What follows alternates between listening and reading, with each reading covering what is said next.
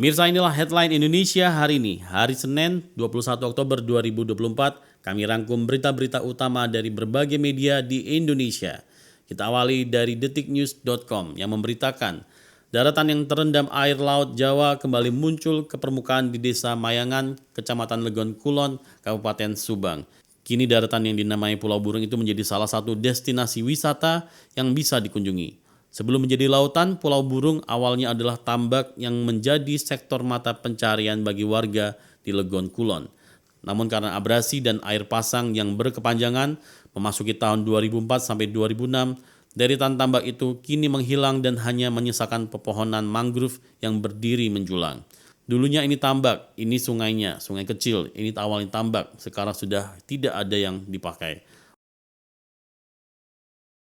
Berikutnya dari detiknews.com, seekor ikan paus yang terdampar di pantai Permata Pilang, Kota Probolinggo akhirnya berhasil dievakuasi ke lautan lepas. Evakuasi paus pilot ini dilakukan oleh pihak-pihak terkait seperti kelompok masyarakat pengawas dan Satpol Lairut dan beberapa instansi lainnya saat bersamaan dengan pasangnya air laut. Ketua kelompok nelayan Minasiro mengatakan paus pilot yang terdampar dievakuasi pada pukul 20 waktu Indonesia Barat. Meski sempat berputar-putar di sekitar perairan pantai Permata Pilang, namun paus pilot bisa kembali ke lautan lepas. Selanjutnya dari arena sepak bola, tv1news.com memberitakan FIFA memastikan klub MLS Inter Miami yang dikapteni bintang Argentina Lionel Messi menjadi salah satu peserta Piala Dunia Antar Klub 2025 yang digelar di Amerika Serikat setelah memenangkan MLS Supporter Shield 2024. Dengan bangga saya mengumumkan bahwa sebagai salah satu klub terbaik di dunia, Inter Miami berhak berpartisipasi di Piala Dunia Antar Klub 2025 sebagai perwakilan dari Amerika Serikat, ujar Presiden FIFA Gianni Infantino, dikutip dari laman FIFA di Jakarta pada hari Minggu.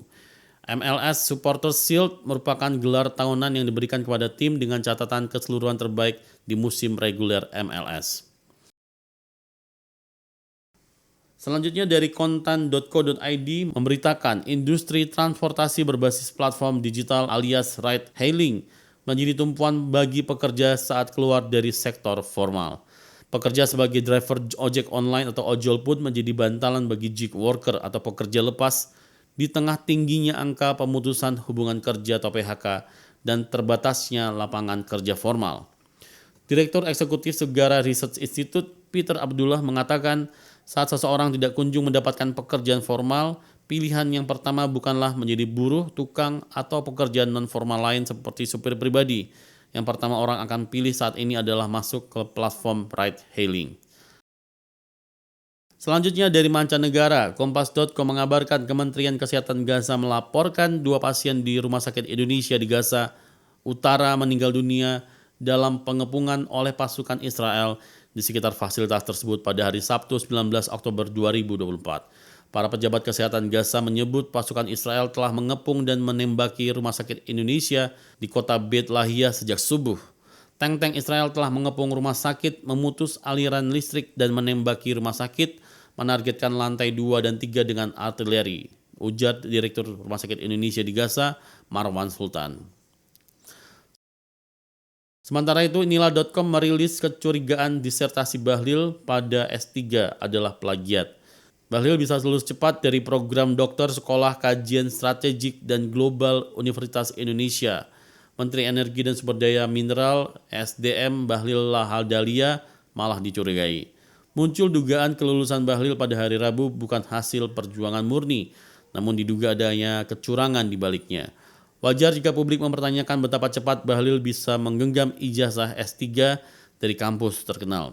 Bahlil tercatat sebagai mahasiswa SKSG UI pada tahun 2022, padahal jabatannya sebagai Menteri Investasi atau BKPM kemudian lompat menjadi Menteri SDM dan Ketum Partai Golkar cukup menyita waktu dan konsentrasi.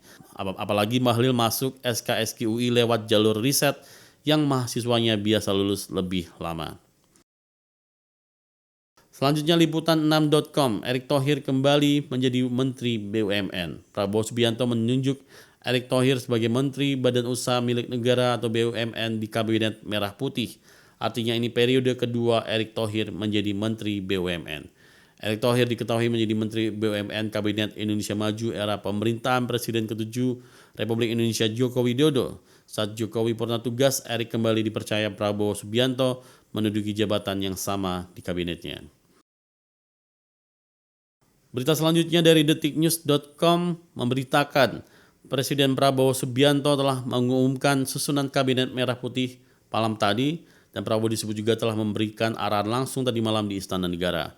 Hal ini diungkapkan oleh Ketua Harian Partai Gerindra yang juga Ketua Gugus Tugas Sinkronisasi Prabowo Gibran, Sumi Dasko Ahmad, dalam unggahannya di akun Instagram pada hari Minggu 20 Oktober 2024. Selanjutnya dari Kompas.com memberitakan Presiden Prabowo Subianto menunjuk Ketua Umum Partai Demokrat Agus Harimurti Yudhoyono atau AHY menjadi Menteri Koordinator Bidang Infrastruktur dan Pembangunan Kewilayahan pada Kabinet Merah Putih.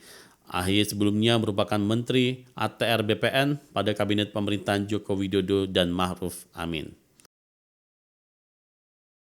Kembali dari Kompas.com merilis Prabowo Subianto dan Gibran Rakabuming Raka telah dilantik sebagai Presiden dan Wakil Presiden Indonesia Minggu 20 Oktober 2024. Sejumlah warga di Jakarta menyampaikan harapan untuk Prabowo Gibran yang bakal memimpin Indonesia dalam 5 tahun ke depan.